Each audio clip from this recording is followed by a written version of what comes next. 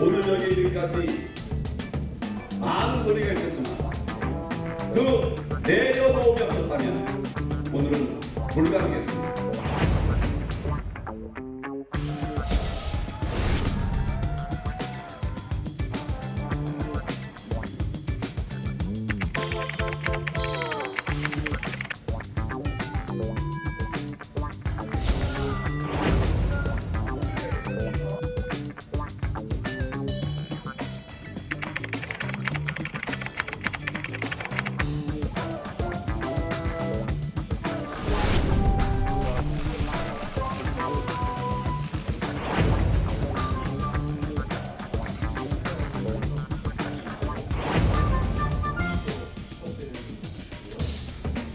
네, 우리 당을 위해서 제가 막아내야죠. 이번 총선을 조국 수호 선거로 치를 수는 없습니다. 그 조국 수호 선거가 되면 수도권 전체에 굉장히 좋지 않은 영향을 줄 거라고 생각을 해서 제가 반드시 승리를 해서 공천을 받고 선거에 이겨서 당에 기여하려고 합니다.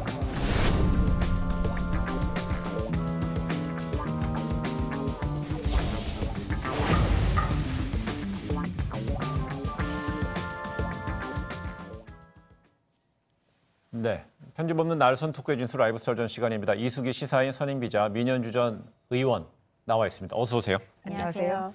새누리당 의원이라고 얘기 안 하시는군요. 미래통합당으로 지금 가신 건가요? 저희가 정식 입당 절차 이런 건 아직 없었기 때문에 좀 지켜봐야 될 것 같아요. 지켜보도록 하겠습니다. 네. 근데 저희 먼저 처음 질문 드리기 전에 저희가 영상 구성에서요. 이 부분이 있었죠. 그 조국 백석 필자 김남국 변호사 금태섭 의원 지역구에 출마 공식화 이렇게 돼 있었는데 오늘 기자회견이 오늘 예정돼 있다 취소됐기 때문에 저희가 내놓은 자막에 조금 틀린 부분이 있어서 말씀드립니다. 예. 어제 미래통합당 공식 출범했습니다. 아무래도 중도 무당층을 얼마나 좀 끌어들일지가 주목이 되는데 이 총선에서 이제 출범이 됐기 때문에 어느 정도의 어떤 파괴력을 가질 것이라고 분석을 하는지 우리 이수기 선임 기자부터 한번 시작해 볼까요? 일단 대통합은 실패를 한 거죠. 왜냐하면 얘기했을 때 중도부터 이른바 태극기까지 다 포괄하는 대통합을 만들겠다는 게 혁통위의 비전이었는데 대통합은 아니고 일단 소통합이다. 그러나 그래서 이제 여권에서는 도로 새누리당이다 이렇게 얘기를 하는데 그럼에도 불구하고 모양은 그냥 예전에 분열됐던 분들이 다시 뭉치는 정도 수준이지만 헤어졌다가 다시 만나도 일단 다시 만난 것 자체가 지지층에는 지지할 수 있는 그런 빌미, 명분 이런 걸 제공하기 때문에 지지층들이 모일 거다. 그러면 지지율은 올라갈 수 있을 거다라는 생각이 듭니다. 원래 이렇게 통합을 하고요. 총선을 앞두고 선거를 앞두고는 이제 정치권에서 이렇게 큰 통합을 할 때는 크게 첫걸음을 내줘야 되거든요. 근데 이번 미래통합당의 합당과 창당 과정에서의 첫걸음은 좀 작았다. 너무 좀 이렇게 중간 소폭이었다라고 저는 개인적으로 평가하고요.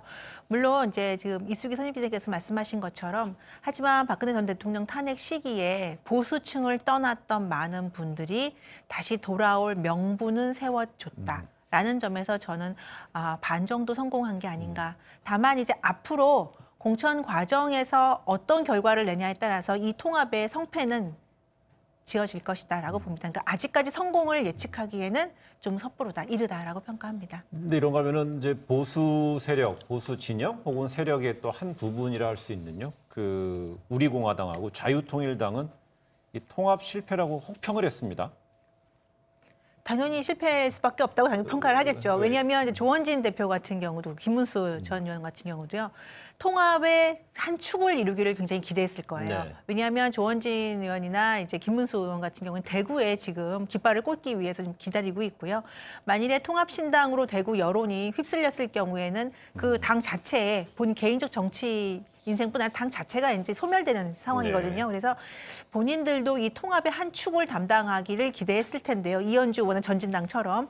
그런데 어쨌든 이 미래통합 미래통합당의 출범에는 배제가 됐어요. 네. 이런 측면에서 마지막 총선에서 우리가 TK 보수의 본류에서 우리는 여전히 건재하다라는 측면에서 좀 더 강하게 비판적으로 나오는 것이 아닌가 싶고요. 앞으로 협상 과정을 통해서 지분이라든지 뭐 선거에서의 어떤 유리한 고지를 점하고 싶어 하겠지만 지금 굴도에서는 그건 쉽지 않겠다라는 생각이 듭니다. 네. 두 가지 목적이 있겠죠. 일단 하나는 본인들이 탄핵 오적으로 규명했던 5사람 중에서 3명은 이제 불출마 쪽으로 갔는데 네. 유승민, 김무성, 또 한 분이 누구죠? 뭐 권성동 아니죠. 권성동, 홍준표 2분이 남은 거예요. 남은 거고요. 예. 김성태. 김성태요. 그렇게 3분이 그만두고 이제 홍준표, 권성동 2분이 남아있기 때문에 본인들로서는 탄핵 오적이 아직 이른바 제거되지 않았다라고 이제 얘기를 할 거고요. 그래서 통합할 수 있는 그런 이른바 탄핵의 강을 건너지 못했다고 생각을 하는 거고, 그리고 또 하나는 말씀하신 대로 이제 지분 부분들이 만약에 정리가 되지 않는다. 그렇다면 당연히 독자 생존할 방안을 모색하지 않겠습니까? 그리고 전 독자적으로 이번에 총선을 치를 가능성이 더 높다고 생각을 하는데, 그렇다면은 각을 세워서 당연히 보수 쪽, 극우 쪽에 지지층을 묶어내려고 하고, 그래서 3%를 넘어 비례대표를 어떻게든 많이 가져가려고 할 거기 때문에 그 부분 때문에도 훨씬 더 각을 세울 수밖에 없는 거죠. 그래요. 또 미래통합당이 앞으로 이제 공천에서 어떤 후보자들을 총선에 출전시키느냐에 대한 이제 관심도 모아지는데 어제 그 출범식 하면서 또 관심을 끌었던 인물이 원희룡 제주지사예요. 원희룡 제주지사에 대해서 이런 비판적인 시간, 긍정적인 시간이 좀 교차하는 것 같습니다. 원래 이제 제주지사잖아요. 예. 현직 제주지사고 원래는 이 지사하면서 보통은 당의 최고위원직을 맡지는 않죠. 네. 근데 이제 이 상황이 사실 저는 정치적으로 이슈가 될 수는 있지만 저는 당이나 이런 법적으로 문제가 안 된다고 생각을 하는데, 문제는 제주 지역의 민심에 따라서 이제 원희룡 지사의 약간의 향후 행보가 좀 갈리지 않을까 싶은데요. 원희룡 지사가 제주지사에 당선될 당시 무소속으로 당선이 됐어요. 네. 그 다음에 이후에 이제 지역에 올인하겠다라고 했는데 그 이후 지역 활동보다는 중앙 정치에서 보수 통합에 큰 역할을 하겠다라고 해서 이제 서울에서 주로 이름이 거론이 됐었죠. 네. 그리고 이제 미래통합당 창당에서 최고위원직을 맡으면서 더 이슈화가 되는데, 저는 원희룡 의원 개인적인 정치 행보에선 지금 양보할 수 없는 한 수라고 생각을 합니다. 앞으로 이제 보수 통합이 되고 그 이후에 총선 이후에 대선으로 가는 길에서 원희룡 지사로서는 지금의 고지를 놓치면 안 된다라는 그런 절박함이 있지 않을까 싶습니다. 그래서 무리수를 둔 거죠. 마음은 콩밭에 가 있다라는 생각이 드는데, 네. 말씀하셨지만 사실 그 지사가 당의 최고위원을 맡는다는 건 굉장히 이례적이에요. 전례가 별로 없어요. 왜냐하면 최고위원회 매주 일주일에 2번 정도씩 2번 회의하잖아요. 그럼 제주도에서 매번 올라와 갖고 최고위원회 참여할 거예요. 본인은 지금 얘기하는 게 앞으로 어차피 선거 국면으로 가면 선대위가 꾸려질 거고 네. 최고위원은 선대위에서 역할은 별로 없다. 다만 본인은 중앙당에서 이제 발언권이 생겼으니까 우리 지역을 위해서 훨씬 더 많은 일을 할 수 있지 않겠는가라고 얘기는 하고 있는데, 그 자체가 그러면 그렇게 지금 당장 중요한 일이 아니면 뭐하러 지금 최고위원을 하려고 했을까? 그러면 이제 오세훈 후보 같은 경우도 이제 뭐 막 열심히 해서 만약에 당선돼서 들어온다 이러면은 미래를 위해서 지분이 생길 거고, 네. 이번 총선 국면에서 본인의 역할이라는 데에 대해서 굉장히 지금 조바심이 나는 거죠. 네. 그러다 보니까 마음이 제주가 아닌 중앙에 콩밭에 가 있어서 지금 이번에 무리수를 둔 거라고 생각이 듭니다. 네. 이래서 저희가 이제 인물을 한 번 더 살펴볼 텐데, 어제 이른바 보수 통합을 꾀했던 인물들한테는 잔칫날이었는데, 새로운 보수당에서는 하태경, 지상욱 의원이 행사장에 불참을 했고요. 또 하나 주목되는 게 역시 그 유승민 의원입니다. 네. 두 분, 유승민 의원의 어떤 불참한 것을 두고 다양한 이런저런 어떤 분석이 나오는데, 콕 집어 우리 이수기 선임 기자부터 왜 불참했을까요? 흔쾌하지 않은 거죠. 마음이 그럼요. 안 가는 거예요? 예. 이 통합이 본인이 지금 양보를 해서 예. 통합은 됐지만 본인이 얘기했던 3가지 조건, 탄핵의 강을 건너자, 개혁보수의 길을 가자, 그리고 새 집을 만들자. 해서 이제 새 집은 만들었고, 그리고 탄핵의 강은 반은 건넜고라고 이제 이쪽에서는 다 건넜다라고 얘기를 했지만 일부에서는 그냥 덮어버렸다라고 네. 얘기를 하잖아요.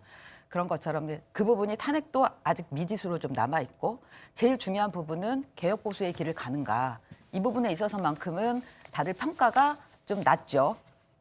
그래서 그 부분을 뭐 이번에 공천을 통해서 개혁 보수의 모습을 보여줄 거다라고 김병호 공관위원장은 얘기를 하고 있는데 네. 그러나 아직 그 부분이 드러나지 않았고 본인이 마지막으로 얘기를 했던 개혁 보수의 길을 갔던 새로운 보수당의 당직자와 이 관계자들의 처우를 좀 생각해 줬으면 한다라고 했는데 네. 그 부분이 아직 드러나지 않았죠. 그래서 이를테면 다음번에 공천들 나오는 거 이를테면 이해운 의원이 서울에서 어떻게 공천을 받는지 그다음에 하여튼 본인과 가까웠던 사람들이 어떻게 공천을 받느냐 이런 부분들을 아마 볼 거고요. 더 중요한 거는 정강 정책에서 사실 이 개혁 보수의 모습이 나왔어야 되는데 네. 정강 정책은 어디로 그냥 사라져 버리고 지금 없어요. 그렇다면 혹시 이제 네. 대구 동을까지 이제 불출마 선언했기 때문에요. 네. 이제 그렇지만 자유한국당 지금 미래통합당 내에서는 여전히 보수의 뭐 배신자라는 앞에 수식어를 붙인다고 네. 하잖아요. 그래서 지금 측근도 의원 측 인사도 이제 보수의 배신자라고 네. 부르는 사람이 여전히 있다라는 말이기 때문에 네. 이런 부분에서 미래통합당에서 자체적으로 이런 부분을 정리해줘야지 본인의 앞으로의 정치 공간이 마련된다는 어떤 그런 취지에서 그러니까 쉽게 못 움직이는 거 아닐까요? 그러니까 어제부터 오늘까지 기사를 쭉 보면서 유승민 의원이 주변에 사람이 없다고 하는데 그게 아니구나. 측근들이 굉장히 많아요. 인터뷰한 그래요? 측근들이 너무 많아요. 근데 그러니까 다 자기들의 지금 이제 공천 앞두고 자기들 지형에서 좀 유리하게 이제 유승민 의원을 해석하는 것 같은데요. 네. 제가 볼 때는 일단은 유승민 의원의 개인 성향상 물러날 때는 화끈하게 물러나고 또 참전할 때는 확실하게 참전하는 분 같아요. 그래서 일단 불출마 선언하면서 통합을 먼저 선언을 했어요. 황교안 대표와 같이 선언을 한 게 아니라 먼저 숙제를 던져준 형태가 됐기 때문에 유승민 의원이 이 상황에서는 나는 분명히 확실하게 뒤로 빠져서 지켜보겠다라는 입장을 좀 견지하는 것 같고요. 이제 말씀하신 대로 뭐 개혁 보수가 어떻게 나아가 정강 정책 이 문제는 사실은 지금 미래통합당 자유한국당 때부터 정강 정책을 보면 정강 정책은 정말 훌륭해요.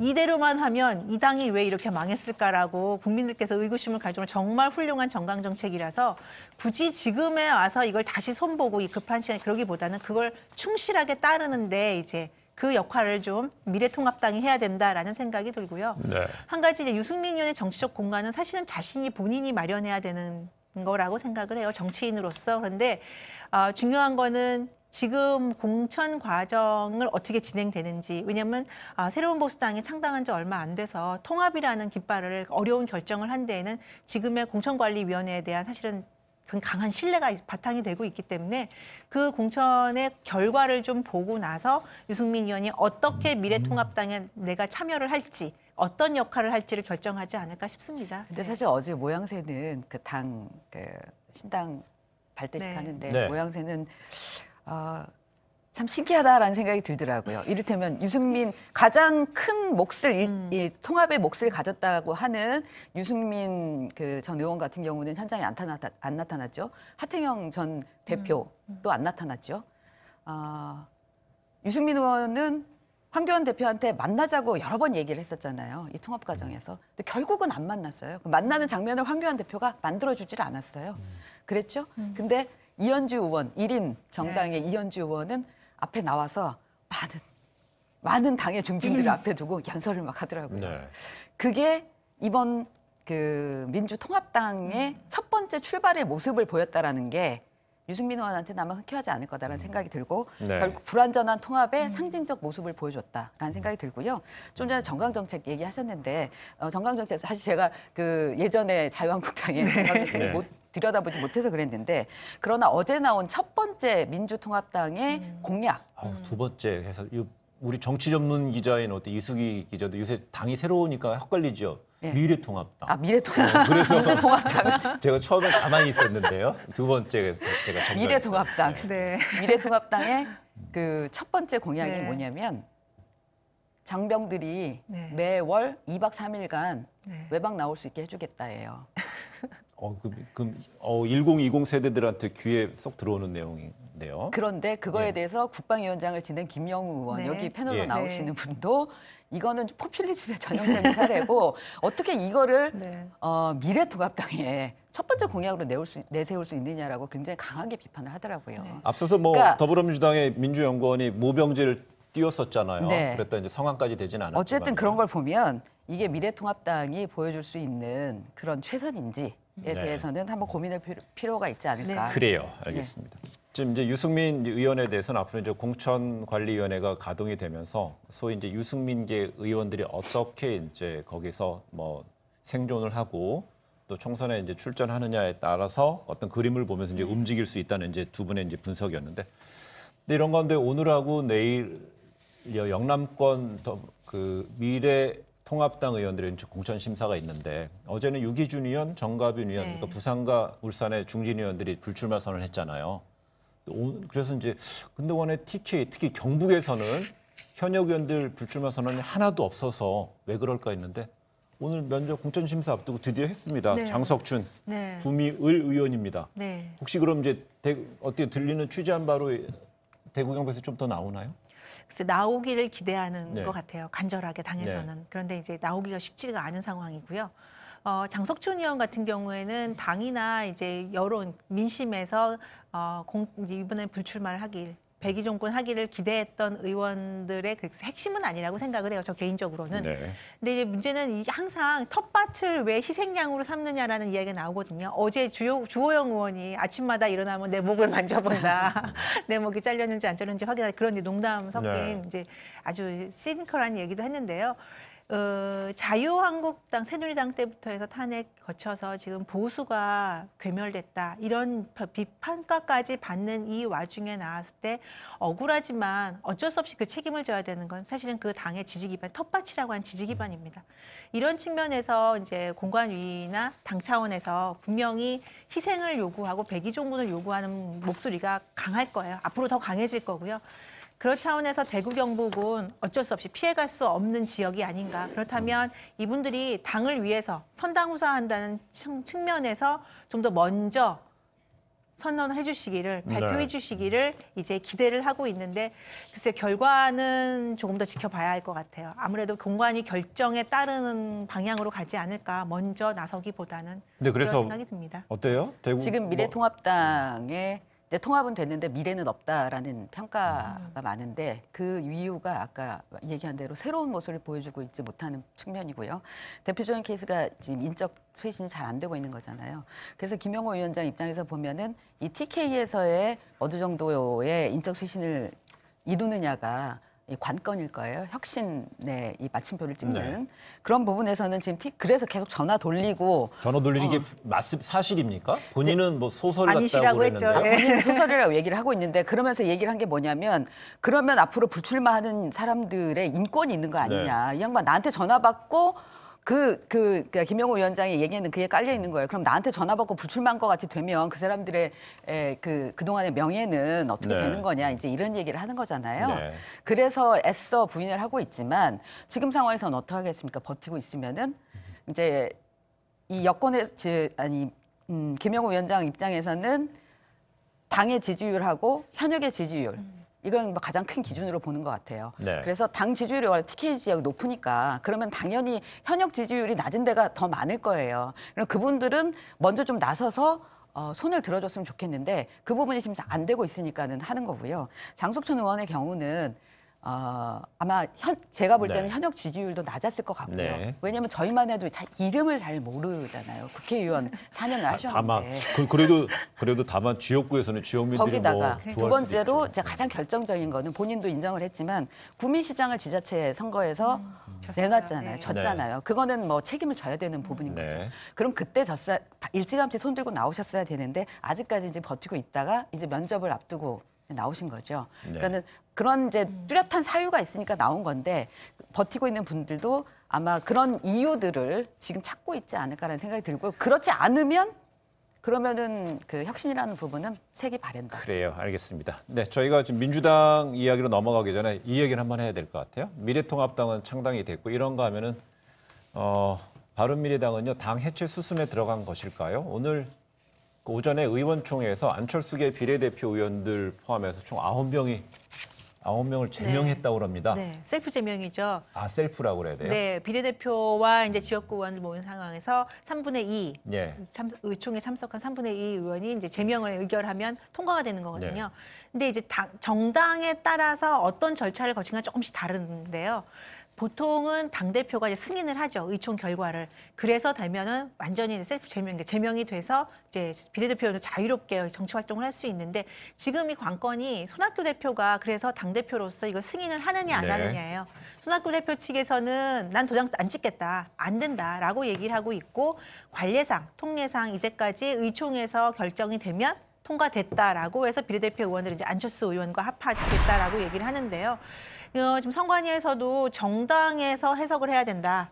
결정을 네. 해야 된다라고 하기 때문에 좀 두고 봐야겠는데 제가 보는 관점에서 손학규 대표 쉽게 안 해주실 것 같습니다. 알겠습니다. 그 당에 물어봤더니 그 절차가 몇 가지가 있는데 그 당에 그 바른미래당에 근데 윤리위에 일단 징계 절차가 있어야 되는 거고 네. 그다음에 의총에서 의결할 때도 한 명씩 의결을 하도록 돼 있고요. 그러니까 이렇게 네. 단체로 한꺼번에 하는 게 아니라 그다음에 이제 대표 직인이 필요하고 이게 몇 가지 절차가 있다는 거예요. 네. 근데 그 절차 부분이 지금 다 문제가 있기 때문에 손학규 대표가 그거를 이제 빌미를 삼으려고 하는 건데 말씀하신 대로 지금 선관위에서는 우리 정당 일에는 이제 관여하고 싶지 않으니까 그냥 알아서 좀 하세요라고 그런 상황이기 때문에 결국은 이제 손학규 대표의 판단에 달린 상황인데 손학규 대표가 4명인 지금 4명이 남았지 않습니까? 네. 박선숙, 박주연, 장정숙, 최이배 네. 의원이 남았는데 그러니까 4명과 함께 그냥 가면서 본인이 얘기하듯이 청년한테 난 넘겨주고 물러나겠다라는 그것만 하시고 요분들은 이제 품위 있게 그래요. 보내주는 게 맞지 않을까라는 그런 생각이 예, 알겠습니다. 바른미래당의 앞으로의 명운에 대해서는 저희가 한번 좀 더 지켜보도록 하겠습니다. 근데 이런 거 하면 오늘 국회에서는요, 이인영 더불어민주당 원내대표 교섭단체 대표 연설이 있었습니다. 이 자리에서 이 원내대표는 임미리 교수 고발건에 대한 입장을 밝혔습니다. 잠시 들어보시겠습니다. 누구를 탓하기 전에 우리부터 반성하겠습니다. 최근 임미리 교수를 둘러싼 논란에 이르기까지 우리 민주당을 향했던 비판적 국민의 목소리를 외면하지 않겠습니다.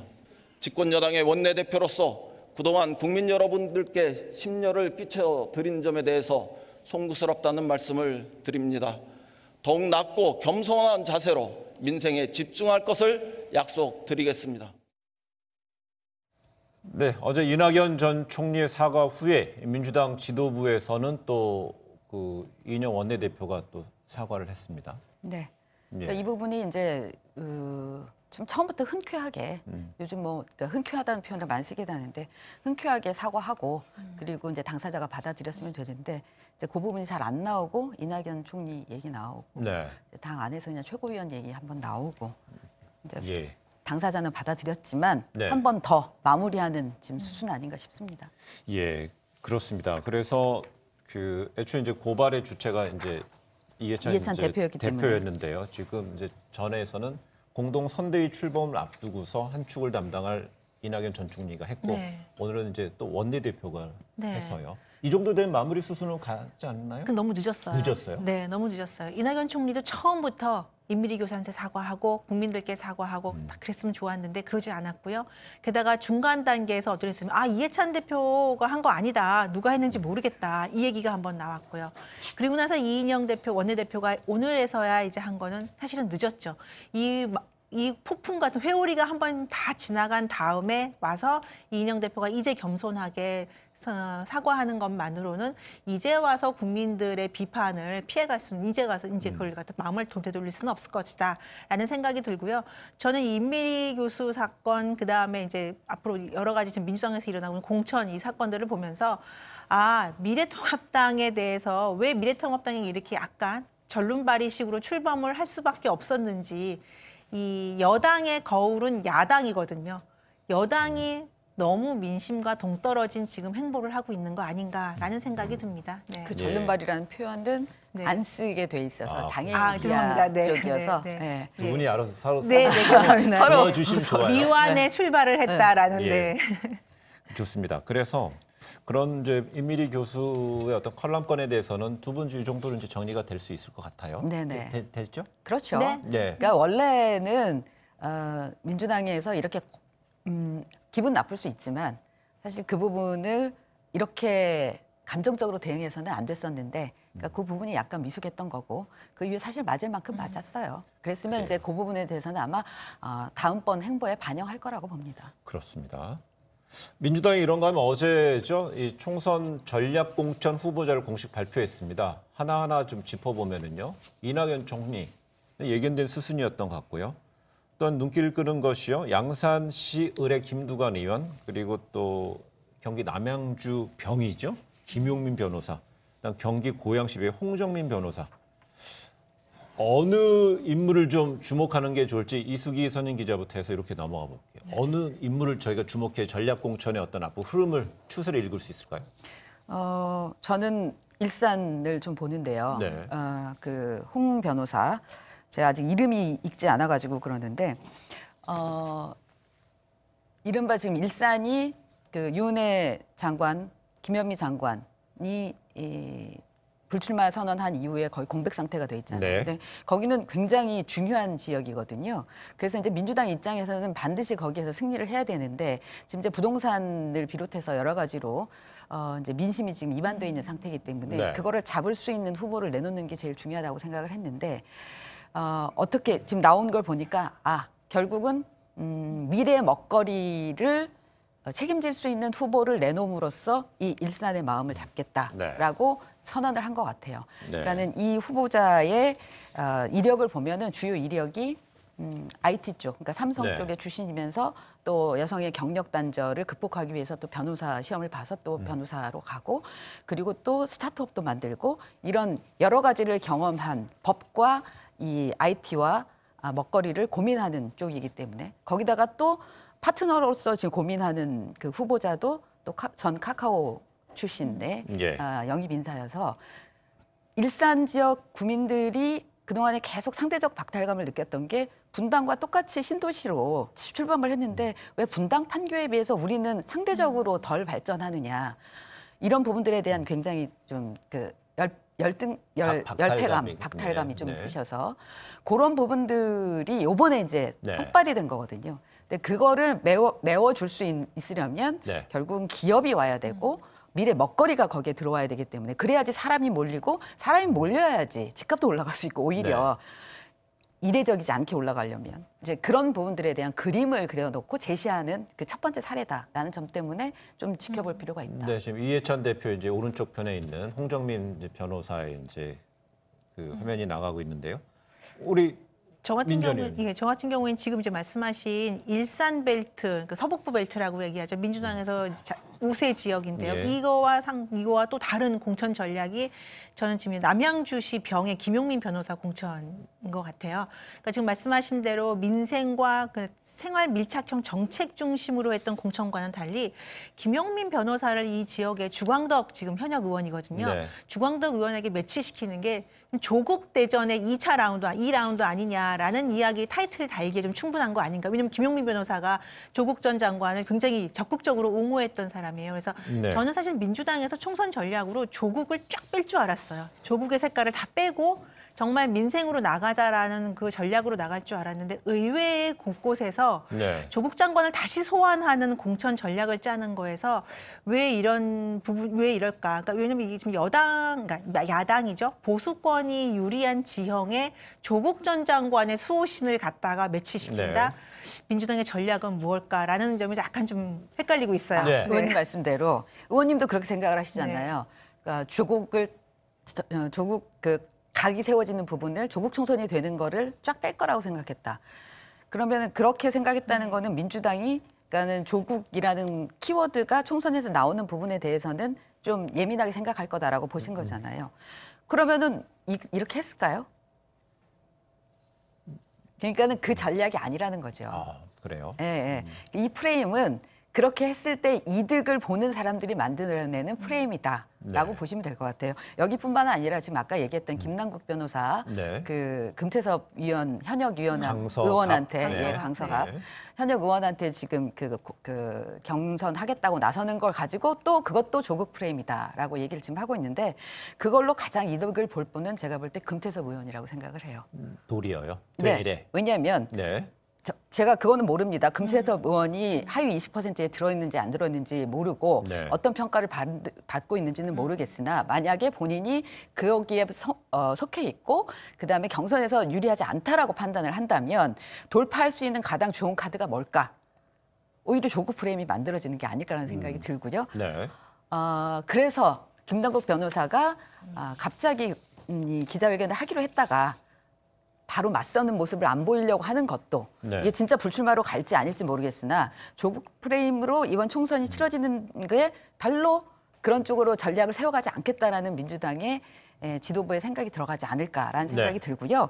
그런 의미에서 남양주는 그냥 그 주광덕 의원이 있는데 경쟁력 있는 후보 중에 한 사람을 보낸다고 네. 보시면 되지 않을까 싶어요. 왜냐하면 조국 그 장관에 대해서 옹호했던 사람은 민주당 안에 굉장히 많습니다. 네.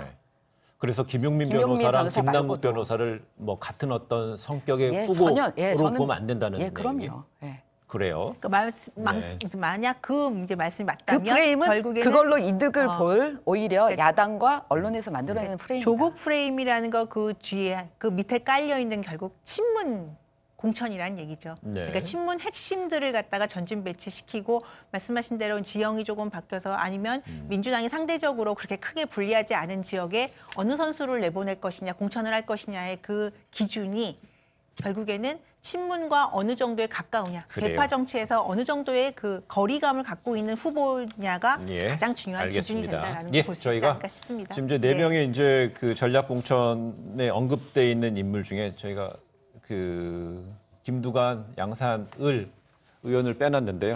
벌써 이제 홍준표 전 대표 거기 출마할지 안 할지 정확지 않은데도 두 인물의 어떤 주로 소셜 미디어를 통한 이런 얘기를 보면은 되게 팽팽합니다.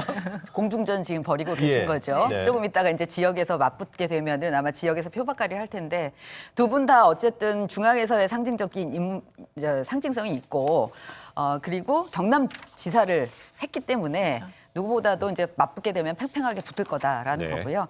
보니까는 김두관 의원이 먼저 내려가서 왜 빨리 안 내려와? 너 나 무서워서 혹시 안 하고 있는 거니? 뭐라고 얘기를 하는 거고 이제 거기에 대해서 홍준표 전 대표는 아니 아직 대통합 절차가 네. 있고 내가 아직 공천 심사가 끝나지 않았으니까 곧 내려갈 테니 기다려라. 이렇게 얘기를 하고 있는 양상인 거죠. 내일 19일 날 공천 면접을 보는 것 같아요. 홍준표 그래요. 대표가. 예. 그렇게 네. 되면은 아마 그 이후에 바로 그림이 그려지지 않을까 싶습니다. 예, 저희가 한번 이제 마지막으로 한번 네. 다룰 것이요. 이런 가운데 한 언론사가요. 윤석열 검찰총장의 그 부인 그 김건희 씨의 주가 조작 의혹 관련해서 내사 관련 보도를 했는데 이에 관련해서 경찰 그리고 검찰 모두 사실이 아니다라는 입장을 밝혔습니다. 뭐 기사는 좀 보셨죠? 네, 기사는 봤습니다. 네. 그 내용도 봤는데요. 뭐 검찰, 경찰이 동시에 사실이 아니다, 그런 적 없다라고 이제 마무리를 지었기 때문에 뭐 저희가 사실은 다른 경로를 통해서 이 기사의 팩트 체크가 좀 정확히 되지는 개인적으로는 되지는 않기 때문에 저는 이제 뭐 발표를 믿어야 되고 기사를 이제 보고 평가를 해야 되는 상황인데요. 네. 글쎄, 근데 이게 그 당시에 그리고 윤석열 총장 관련된 그 둘러싼 정치적인 그런 이슈 가운데서 과연 이것이 사실이 아닌 걸까라는 점에서 저는 국민의 입장에서 봤을 때 과연 그게 정말 사실이 아닐까라는 정도의 의구심을 가지고 있습니다. 네. 저 사실 여부는 모르겠는데요. 네. 이게 쭉 그동안의 이 구조로 보면 만약에 이게 사실이었으면 박근혜 정부 때 그냥 놔줬을까요? 그때 한참 각을 세웠잖아요. 대통령하고. 그래서 그 대구고검 그다음에 대전고검으로 유배 가다시피 했었는데 윤석열 총장이 그때 다 나오지 않았을까 싶고 네. 또 검찰총장 후보자 청문회 때도 당연히 나오지 않았을까 싶은데 팩트가 있다면 제가 팩트는 모르겠지만 팩트가 있었다면 나왔을 텐데 그러지 않았다라는 부분. 그래서 아마 검찰과 경찰이 이 부분에 대해서 사실이 아니다라고 얘기하는 거 아닐까 싶고요. 네. 그래서 더 추가로 나와야 되거든요. 이게 사실이면. 근데 아직 나오고 있지 않아서 이건 좀 나올지를 지켜봐야 될 것 같습니다. 그래요, 알겠습니다. 지금 뭐 박근혜 정권에 대한 이야기가 나와서 저희가 이제 저희가 다루지 못한 내용을 하나 전해드린다면요. 미래통합당이 출범하기 하루 전날 그 박근혜 전 대통령의 이제 변호인 유영아 변호사가 미래통합당 출범 하루 전날에 자유한국당을 네. 탈당했다고 합니다. 네. 뭐 이 내용은 그 뭐 본인의 어떤 자유 의사이기 때문에 모르겠지만은 짧게 어떤 맥락으로 좀 글쎄요, 이해했습니까? 유영하 변호사가 아무래도 박근혜 전 대통령의 약간 메신저 역할을 한다라는 게 사실 확인된 건 아닌데요. 네. 이제 본인이나 그 주변에 의해서 이제 되고 있고 이 통합 과정에서 박근혜 대통령은 관여하지 않는다라는 차원의 그 메시지를 내기 위한 유영하 의원 정치적인 행보가 아닌가 싶어요. 근데 뭐 그래서 조원진 대표가 뭐 어떻게 앞으로 조원진 의원과 어떤 행보를 보이냐에 따라서 그 의중이 좀 더 명확하게 드러나지 않을까 싶습니다. 그래요. 알겠습니다. 네, 저희 많은 얘기를 했는데 오늘 짧게 한마디 정리하는 시간 민전 의원부터 해서 이렇게 넘어갈게요. 예, 저는 복철지게라는 사자성어를 아이고, 어려워. 드리겠습니다. 네. 한번 이- 설명 듣죠. 네, 뜻이 먼저 간 수레가 엎어진 걸 보고 경계를 한다. 이제 그런 네. 건데요. 그러니까 남의 실패를 보고 거울 삼아 타산지석이군요. 그렇죠, 타산지석이죠. 그래서 원래 역사를 통해서 배운다고 하잖아요. 그래서 네. 최근에 일련의 민주당 사태를 보면서 20대 때 박근혜 정부의 그 3월 공천의 그 학살을 기억할 텐데 여전히 민주당이 그걸 답습하는 거 아닌가라는 생각이 아직 결론은 나진 않았고요. 네. 그런 생각에서 한번 이 사자성어가 떠올랐습니다. 그래요. 네, 민주당을 위한 말씀을 해주신 것 같아요. 저는 반칙만 빼고로 정했는데요. 네. 지금 뭐 민주당만 빼고 찍으라는 그 칼럼 때문에 난리가 났었는데 오늘도 보면은 왜 참여연대가 만든 의석수 계산기가 네. 계속 실시간에서 1위더라고요. 네. 워낙 이제 복잡했기 때문에 그걸 좀 보고 하는 건데. 사실 이렇게 하면 안 되죠. 원래 이제 좀 쉬워야 되는데 내 표가 어디로 가는지를 잘 계산할 수 네. 있어야 되는데, 근데 이제 어렵게 해놓은 거는 그 이유가 그럼에도 불구하고 비례성을 좀 강화하고 내 표가 그대로 좀 반영됐으면 예. 좋겠다 하는데 그게 지금 아닌 쪽으로 가고 있잖아요. 네. 온갖 반칙이 나오면서 그래서 반칙만 빼고 예. 투표하자. 알겠습니다. 네. 시청자 여러분, 이 방송은요, 한번 그 말을 하고 나면요, 한번 이게 주워 담을 수 없기 때문에 항상 방송의 부적합 용어에 대해서는 진행자도 그렇고 패널들도 항상 유의를 하는데 오늘 저희가 방송 중에 그 뭐 지체 장애인에 대해서 적절하지 못한 표현이 나왔고 또 총선을 앞두고는요, 총선 불출마 선언한 의원들 개별적으로는 지역에서 얼마나 지역민들과 밀착도가 있는지는 저희가 여기서는 모를 수도 있습니다. 근데 거기에 대해서도요, 저희가 좀 더 신중하게 항상 발언을 하면서요, 항상 더 주의를 기울여야 되겠다는 다짐을 한번 해보겠습니다. 네, 전용의 뉴스원 여기서 마무리하겠습니다. 저희는 내일 오후 1시 55분에 뵙겠습니다. 고맙습니다.